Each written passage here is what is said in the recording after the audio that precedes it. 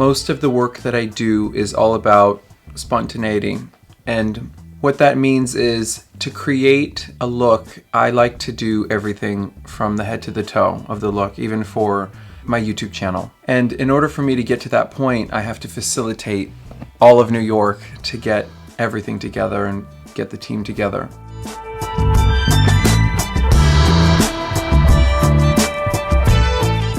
I never had any true guidance. There was nobody around me that said you should lean into that. I mean, I heard from other LGBT or my friends or mentors or makeup people. I mean, there were so many people around that were like, this could be really fun, or it was happening and I saw it at a club.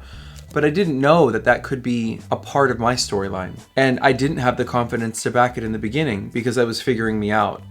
What I did find about me from those really moldable years, those moments where I was finding myself and expressing myself, was that I did feel this yearning to be different. I did not like to fit the mold of what was presented to me, whether it was in my family or was going out to the bar. So what I did was I always was putting myself together in a very unique way. I'd always create a look, and it was to stand out. I didn't want to disappear amongst the people. I thought it was really important that I had an identity that was separate, but also alluring enough to inspire the conversation around it. Now I get to live this because I kept pushing and pushing and pushing.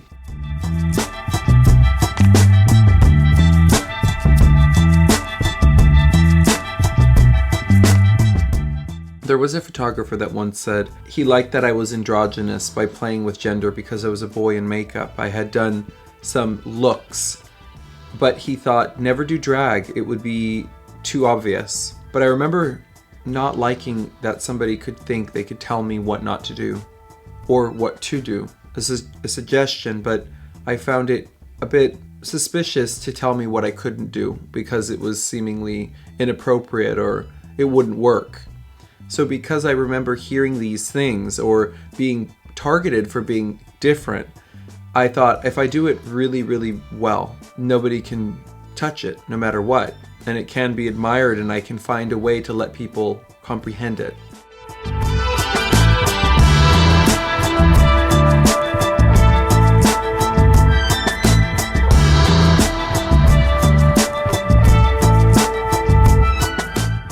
I'm in the midst of my heightened sense of self. So these are my formidable years where I get to create something very special and live in that moment as long as my body, my mind, and my spirit are willing to create this. There will come a time I might pull away and do my own thing or return to the farm, let's say.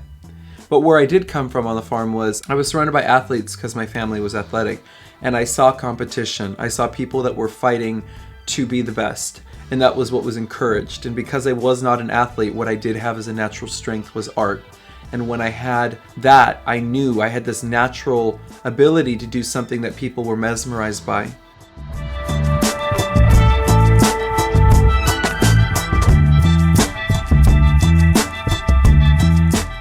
We're celebrating drag. People are able to be themselves. We want to be able to see the most authentic version of yourself. That means going as far as they're willing to go to explore their own vessel, their own experience.